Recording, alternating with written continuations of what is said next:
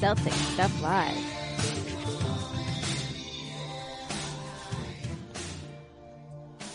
Welcome to Celtic Stuff Live on the CLNS Media Network, the leading online provider of audio and video coverage for the Boston Celtics. I'm your host, Justin Poulin.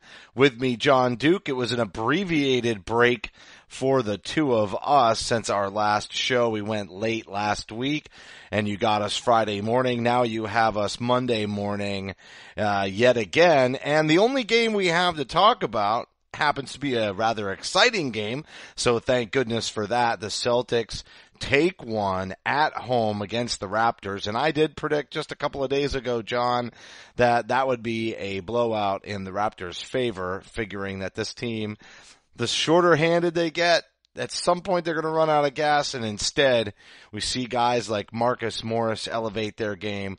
We see Tatum continuing to be on a roll, Brown playing well, and Rozier really playing off the hook in Kyrie Irving's absence. Really phenomenal. And then a guy like Aaron Baines decides to drain 2 3-pointers in the first half. So what do you think about that? I think it's phenomenal. I mean, you talk about 2 3-pointers from Aaron Baines. You end up with a situation where, like, he made more 3-pointers, those 2 3-pointers. He made 2 more 3-pointers than Ben Simmons has made all season. Okay, think about that for a second. Dude, I love you. You really know how to put some spin on something. You know, we're not counting triple doubles. We're counting triples. No. We're counting triple. Just triple. And we get the eventual rookie of the year. Look, that's a little bit hate hard approved. But listen, I just think that where this team is right now, if that wasn't enough for you to cast your ballot for Brad Stevens as coach of the year, then you need to just get out. Just get out right now, okay? Hit the road, turn in your ballot, say, look, I'm not allowed to do this anymore. I need to get out of town, go into an assumed name, stay in a hotel until this all blows over. Because it's insane right now that anyone would possibly cast a ballot to me in any other direction than Brad Stevens. They beat the Raptors. They're the second best team in the East. They have a 2-game fallback between them and the Raptors with another game in Toronto, which is going to be a very, very hard game, mind you. But the fact they're even in this position with a D-League roster, a D-League bench, I should say, a Summer League roster aside from Al Horford and Mook Morris, Aaron Baines, and they're competing with the best in the East. It's unbelievable. It's mind-bending how crazy this has all been. And it's all attributable, I think, to Brad Stevens, the Wizards. Well, and Danny Ainge's drafting strategy. He picked the right players that could be ready. There were other players that were more works in progress. Obviously, you and I felt over the last 2 seasons, well, at least I felt over the last 2 seasons that the draft picks were good. I don't know that anybody can say that about Terry Rozier. You and I were pretty locked in on Tatum. You came around on Brown, but at the end of the day, you also have to give some credit to Danny for getting high character guys who have made themselves ready to perform in these moments. He also traded Avery Bradley for Morris, and I don't think that Avery Bradley would have been able to lead the team through these scoring droughts the way that Morris has. And so maybe it's time we just give a little extra special attention to Morris for being the player that he was. I know he had an up and down year. There were moments where you and I were saying, what is going on with him? Something's just not quite right. But the confidence that he exudes, I'm just salivating for the point in the playoffs where he's their bench guy coming in and lighting it up like that. Or maybe he finishes some games in the postseason, but he's hit some big shots this year, and they've needed it more than anything. The boost that this team has gotten from Rozier and Tatum offensively, at times Brown, it is just phenomenal. I mean, look at a game like last night. You've got MVP candidate. I mean, he's not going to win, but he may be in that kind of Isaiah Thomas area where he's not the top candidate, but he's in the conversation, top 5 guy in DeMar DeRozan. And he had a good game, 32 points. I mean, 5 boards. He was solid. I wouldn't say he was, missing out, but you look at what you got out of Rozier and Tatum, in particular, just you look at where they are. I mean, 2 years ago at this time, Terry Rozier was totally, absolutely back of the milk carton. Where is this kid? We didn't know where he was. And then even last year in the middle of the season, didn't really show up all that well until it came to playoff time. I was going to say, when you say where is he, it's always in the playoffs. He's waiting for it. He's ready for the moment. That's what makes him so crazy.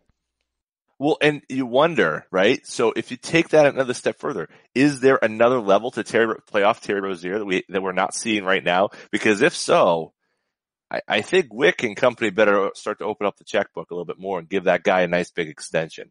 He is nearing some pretty rarefied air in terms of the extension that he may be going for. We had Kevin Durant this week tell Bill Simmons he thinks Terry Rozier is a starting point guard in the NBA. I don't know. I mean, right now that's asking quite a bit, but he's certainly the starting point guard for a team that's pushing for the top seed in the East.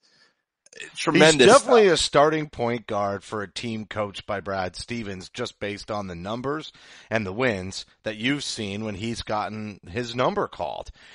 Is he a starting caliber lead your team all-star point guard?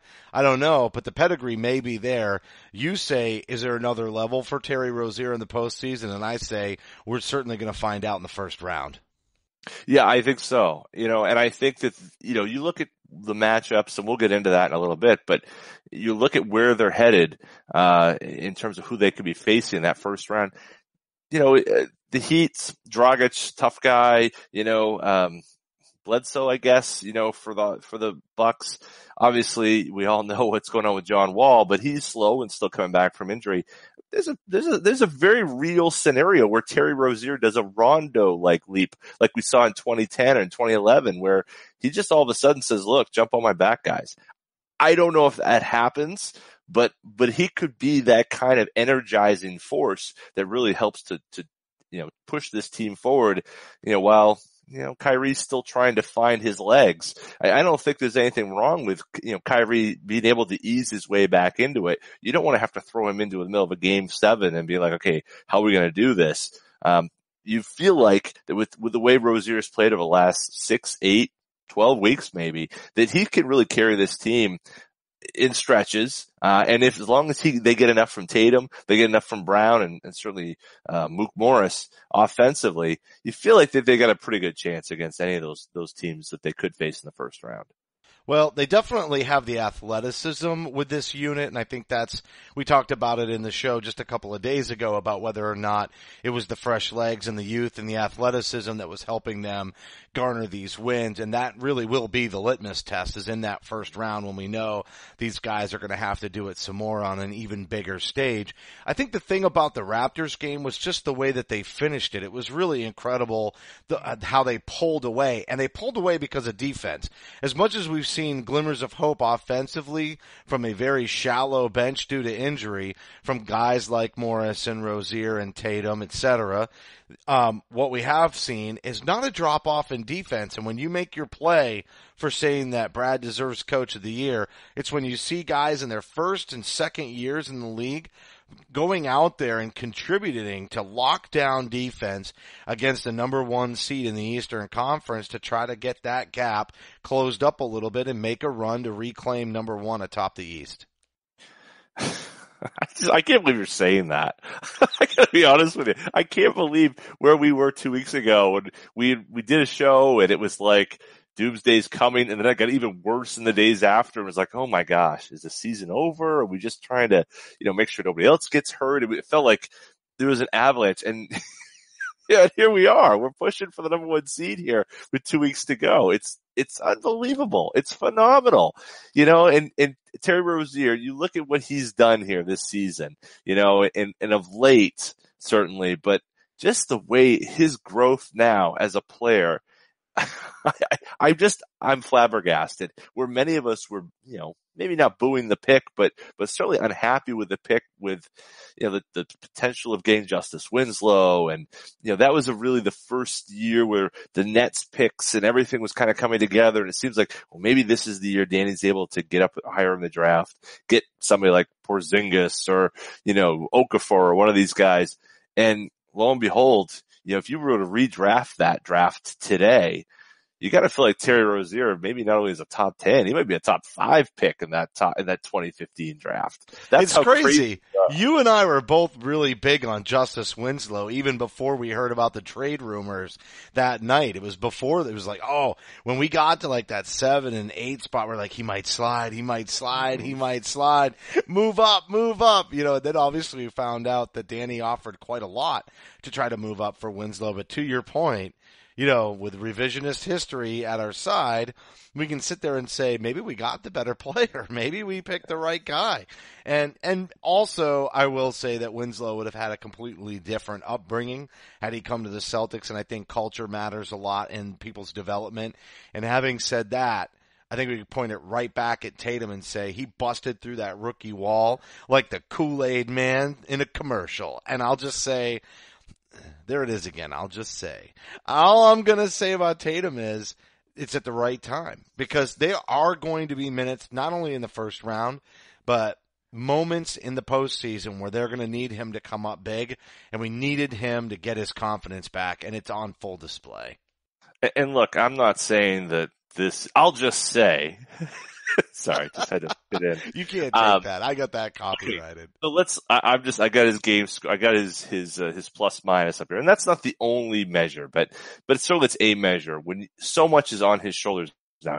His minutes now are in the 30s consistently, right? He's mid 30s and 46 in that overtime game against the Wizards. But he has, since the All-Star break, 1, 2, 3, 4, 5 games in that time that where he's been under, you know, the plus minus has been a minus.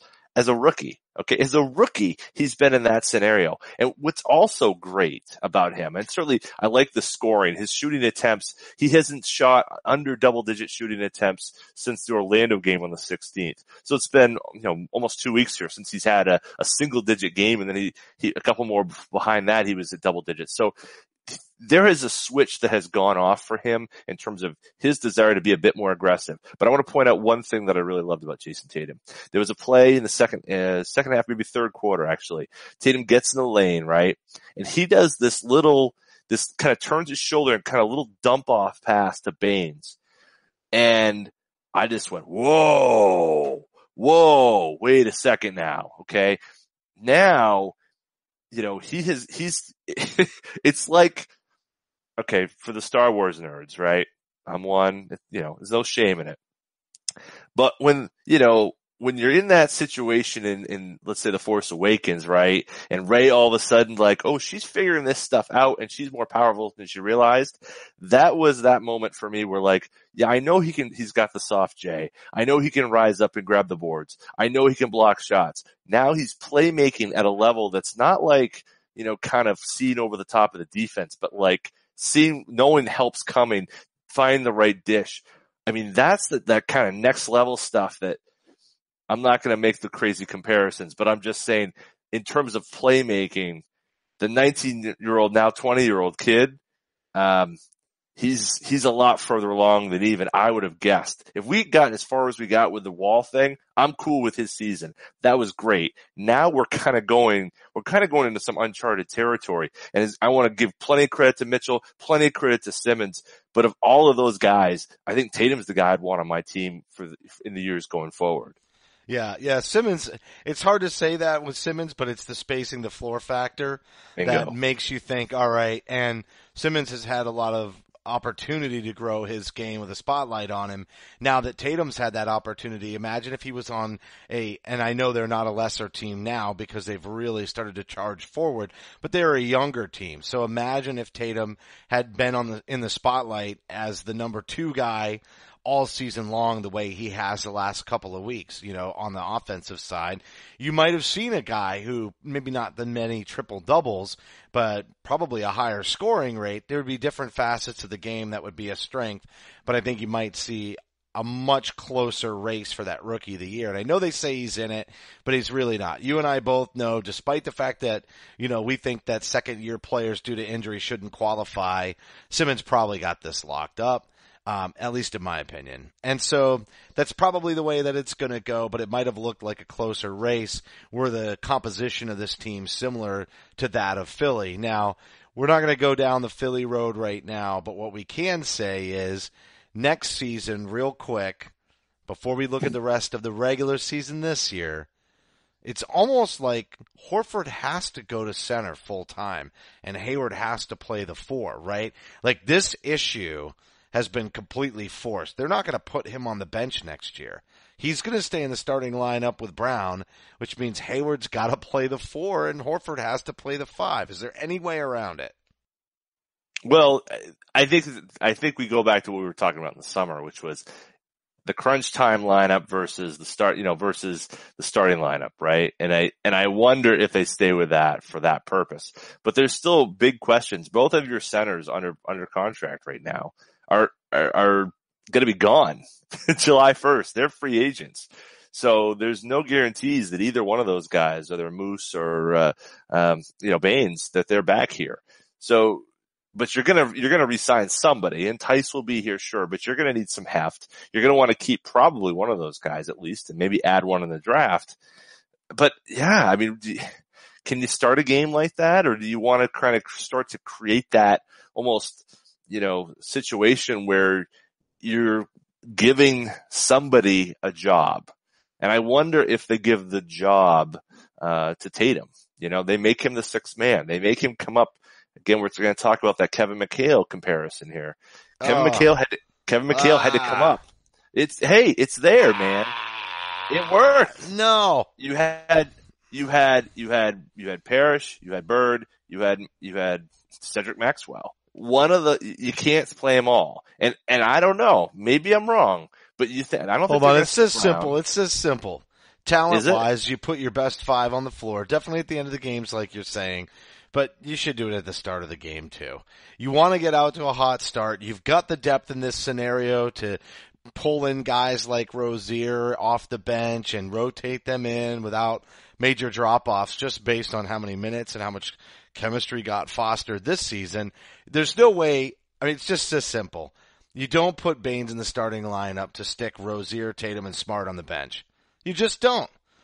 I mean, I get where you're coming from, and I understand the potential hit on the defensive end and being a little bit undersized, but I'd rather come out with all of those guys moving the ball around the floor, spacing it out, and just jamming offense down the opponent's throat. Because the faster they do that and the bigger lead they build early on, the more likely they can get to those bench guys like Smart and Rozier and rotate them in with the young guys and give the players who need the rest, and that's Horford and Irving more and above all, the rest that they need. And Hayward maybe. I mean, I'm assuming he's going to be 100% next year without lingering issue. But Kyrie's got kind of a long-term management issue. Minutes down is a good thing for longevity on his contract and the want to re-sign him. And then Horford is getting older. He's not old, but older. So you keep the minutes down for those two guys and you let the younger guys play. And the best way to do that is to come out shooting, swinging haymakers at the opponent. See if you can knock him down a couple of times. Try to push him into a TKO. Well, I that could be. I don't think it's wrong. I don't think there's. Look, we have that much talent. Is there a wrong way to go? I guess we'll see. But the one thing I'd say, I think the one problem that the Celtics face going into next year is that they have one guy right now who plays like Al Horford. They got one Al Horford, and they've got a lot of wings and a lot of guards who can play different spots. But they only got one guy that does what Al Horford does. So, and his age, is such that, he's not going to be able to do what if he's not going to be able to play at the same level we're used to, right? He's going to start to tail off at some point.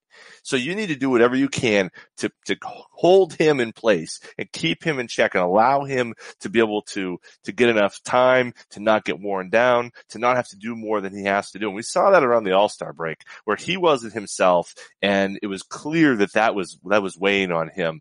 And the team didn't play well as a result. Once he feels better, everything goes well. So, I mean, I guess from my perspective, maybe they rotate nights off. I mean, maybe they just come out with that kind of a lineup early in the season and they just start rotating nights off, and, Smart gets a spot start because they're going to give, they're going to give Kyrie a night off, and then maybe Rozier gets the spot start another night. Any time that they put Jaylen Brown on rest duty, it's Smart that's got to go in at that 2 guard, or Rozier that's got to go in at that 2 guard. So, I don't think you'll see a lot of time off for Brown, and you may not see a lot of time off for Tatum either. But I think between those two, between the rest of the players, there's going to be nights off. They're going to rotate it through. All of these guys will get minutes, but I think their preferred starting and finishing lineup is going to be, and you know what? We're not even including Morris in this. God, this team all of a sudden is just ridiculously deep when healthy. But as a reminder, you can follow Celtic Stuff Live on Twitter at CSL_tweetlive. You can follow me at CSL_Justin. John is at CSL_Duke. And the entire CLNS Media Network is at CLNS Media. Facebook page, facebook.com/CLNS fans.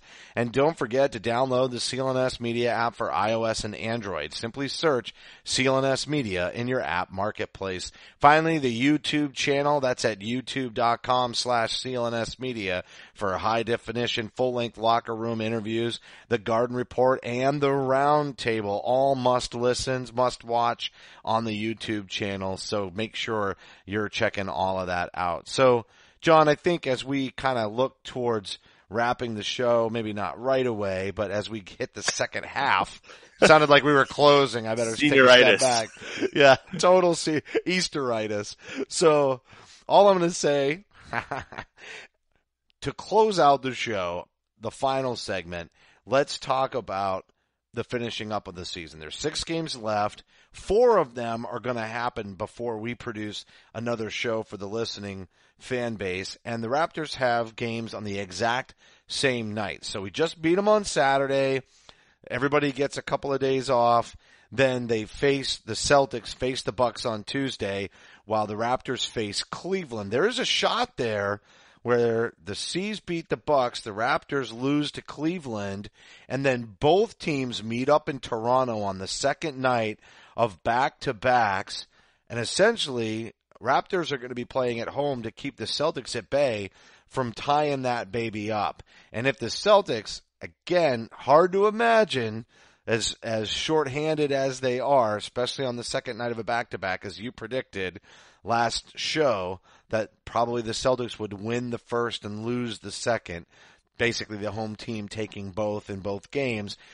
But if not, they're all tied up with a few games left. Friday night, the Celtics face the Bulls, the Raptors face the Pacers. Then Sunday afternoon, the Celtics face the Hawks, and the Raptors face Orlando. So I think when we hit the end of Wednesday night, it's got to be a scenario where I believe the Celtics have to beat the Raptors, and they needed the Raptors to lose to Cleveland. If that happens, the Celtics have a legitimate shot in the last 4 games of the year for both teams at taking the number 1 seed. And I think, I'm not sure how the tiebreakers play out, but if the Celtics win both of those games, and that's why they really do need to beat the Raptors in that 4th and final contest, is they need to have the season series knotted up at 2, because a tiebreaker, it may come down to that for the Celtics to really take for the first seed. So I'm not sure where they stand. I think it's conference standings from there, so I can take a look at those stats. But they beat the Raptors on Wednesday, and Cleveland beats the Raptors, so that's a 3-game losing streak. It's hard to imagine, but it is possible, and that's when we see the Celtics having a chance to be in the number 1. So, it's interesting because you're right. I mean, there's so many different machinations that can just happen between tonight when we record this on Sunday night and Wednesday, or I guess the end of the day, Tuesday, because the end of the games on Tuesday really will set a stage here. You can very easily see that scenario where Cleveland beats Toronto. I mean, I say easy because, it's possible, but not as if it's, a 99% chance the Caps will beat them. Does the tiebreaker go conference and then division, or the other way around? Well, it goes division first, but that's where they have a chance. So in the division right now, Toronto's 11-4 and Boston's 11-3. If they beat the Raptors again, Boston's in the driver's seat with the division at 12-3, and then at that point the Raptors are 11-5. Right. Right. So but so that tiebreaker could go. I mean, I know, yeah, there's more games. Well, they're head to head. They would lose. They would, if the Celtics win, they win the head to head either way. So it wouldn't even get to the division standings. Okay. So basically if the Celtics win, they win the head to head series. So they'd have the tiebreaker. If they lose, then it's 2-2.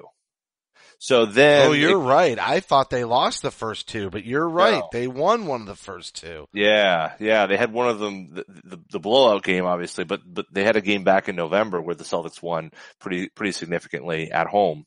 So let's say the Celtics lose, right? I think the biggest issue is then that they're then back to either 2 or 3 games back at that point. Assuming, well, I guess there's a lot of assumptions, but that would put them pretty far back. If they win, the Celtics win the head-to-head series, and let's assume there's a game gap. Let's say both Toronto and Boston win, or they both do the same thing on Tuesday night, against the Bucks and Cavs respectively. Then the situation is, what happens obviously against Toronto. If Celtics win, they win head-to-head. They're ahead in division too. So they just need to close out one more game at that point to get right to the tie and take the number 1 seed. Right. And at that point, you have a situation where Toronto has to face the Pacers and the Heat over the next 2 weeks, in terms of playoff teams. The Celtics only have to face Washington, in their next to last game. So it's a tougher road for Toronto. It doesn't mean that they couldn't get there. They've got such a deep bench. I'm not sure that that's really the issue. I think the real issue is probably on their starters and trying to preserve guys like Lowry, who's been had an issue with injuries. DeMar DeRozan has played like a really amazing season, and that's gotta be wearing on him. So you've got all these different things lined up. I guess I look at it and say, it's going to be a tough road. I mean, even with 2 games, that's a tough road to ask over 6 games left. But they get it to 1. But the last 6 were a tough road, and they won them all. That's right. So, I mean, do you think they'll win 12 going into the playoffs? That seems unlikely, but they railed it off 16 before when they lost Hayward. Why not rattle off 12 when you lose Kyrie Irving? We thought they'd only win 55 to 56 games with a healthy Hayward. They've had a bunch of players go down, no Hayward, and they're at 53 wins right now with 6 to go. So that 56 win prediction, it looks like they should hit that. They should hit that number, which is really just incredible. They might even exceed it. They won't hit 60 wins, but man, they could be really close. Well, if they go 500 over the next 6, they'll get 56, right? And yeah, I mean, they can't get to 60. They can get to 59, right? 59. That's what I said. They can't get to 60, but they can get real close. But man, and that's insane. I fully expect, as I said to you, I think they'd split. I think Boston wins at home and Toronto wins at home. And I think they'll close it in, but I think the Celtics remain 2. I know we are at the prediction portion of the show, but I just don't. Toronto is so hard to beat at home. So they really are. Do they It'd be lose? really nice if you do it. Do they lose that game against Washington and rest people to try to position those standings at that point, just to make sure that they don't get the tougher? I mean, that draw in the first round is the most important of the playoffs. Everything else, is prove yourself, and hopefully you're healthy enough to do it. But that first round series, they're trying to buy a little bit of time. It's the most critical matchup. And how many years of Celtics playoff basketball is that first round series always given them fits, right? At least for you and my era of watching this team, that first round series always winds up being difficult, tends to go the full, right to the final game, all tied up. You're kind of sitting on the edge of your seat, and then they find a way to do it and get it done. But that's kind of been the way of the Boston Celtics, and then they're not going to be healthy. This draw is hugely important. Well, and that you're absolutely is. And Washington. So what we're alluding to, a conversation you and I had right before the show, right now Washington is sitting 6th, which is fine, right? But they're only a game between them and Miami in 8th. And when you look at what the Wizards have remaining in their schedule, they've got the Celtics, the Cavs, and the Rockets, right? You could see them going 0 for 3, and they've only got 5 games left. So they could go 2 and 3 here over the last 5. And boy, yes, you've got a Heat team playing the Raptors, so that might be tough for them. But man, that's a pretty tough road. So you could see them falling into 8th. You could see them falling to 6th. 7th. I mean, anything could happen with the Wizards here as they kind of go down the stretch. They need to incorporate John Wall. It's asking a lot of them. So yeah, I would like to avoid the Washington Wizards if I can. Not that they've played great, but I feel like once Wall gets better, they're going to be a tough out no matter who's playing against them. And let's let Cleveland take them. Let's let the Raptors take them. Anybody else but us. Yeah, we want Miami if we're going to be in that 2 seed, right? We want Miami to climb to number 7. So the best way to do that is to beat up on Milwaukee and try to, make sure we beat them and send them on Tuesday night and send them down a loss and then maybe allow Washington to win on that second to last game once we see how things position out. It's really very interesting the way that they can kind of control that destiny a little bit there with those 2 games and how it times out. Because they want that game against the Bucks trying to take the number 1 seed still, knowing that the next night they play the Raptors to kind of really try to solidify their destiny. But if they don't wind up beating the Raptors, no big deal. Maybe they help Miami move up into the 7th seed, which is advantageous. And then they can basically rest everybody in the last 2 games of the year if they don't get the number 1 seed and help Washington stay up. It's funny how that kind of play out. And it's that kind of gamesmanship that most people don't like, and there'll be interviews going all over the place in that locker room, and they're going to get the same line. Yeah, we don't do that. We're about winning basketball games, da-da-da-da. And then all of a sudden, it'll be Rozier and Tatum and Morris all resting in those last 2 games, you know what I mean? And Shane Larkin will be out there trying to dominate with Jaylen Brown. I think you're expecting too much. I think this is the Kadeem Allen show and Jabari Bird leading the way, man. I think that's what we're going to end up with. And Nader. Don't forget Nader. Shemmy's going to be your Yabu time. There's going to be a whole. That's must-see TV. Daviselli all over the floor. If you watch, they'll win.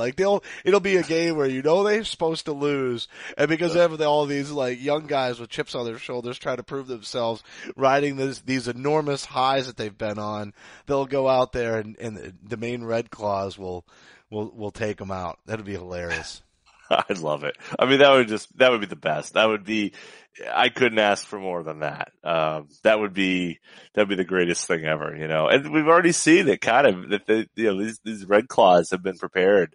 So, I'm excited about it. I think this playoff picture, as it firms up here over the next couple of weeks, literally the next couple of weeks, but really over the next week with so many games going on here this next week. I think it's fascinating. And you remember last year, there was a lot of shifting there at the end. It was so close with Indiana and Miami and all these teams just jockeying for position at the end. I think we're going to see a lot of that again this year. And ultimately may not matter too much in the end, at least in the East, but, I'm excited, and Philly's kind of an interesting piece in this. I know you're in enemy territory down there, but they've got 4 games against against the Hawks, the Mavs, the Nets, and the Pistons. 4 teams really looking to go the other way and tank. So I think it's very likely they could be in the 3 seed. You're absolutely right. They could leapfrog Cleveland, and then Cleveland winds up being in the 4 seed.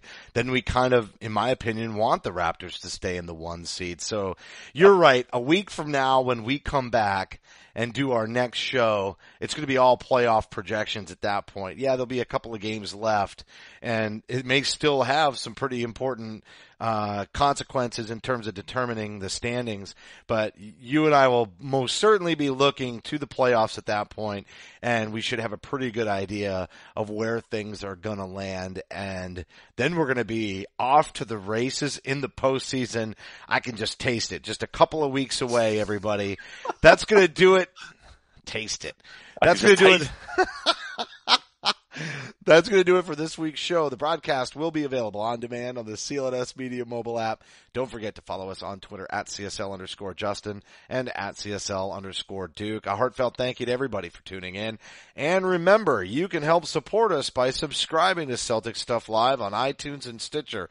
We'd love it if you gave us a rating and a review because your feedback is important to the show. And for staff writer Samuel Elias, executive producer Larry H. Russell, the founder of CLNS Media, Nick Gelso, and my co-host John Duke, I'm Justin Poulin. Thank you for listening to this week's edition of Celtic Stuff Live. Celtic Stuff Live.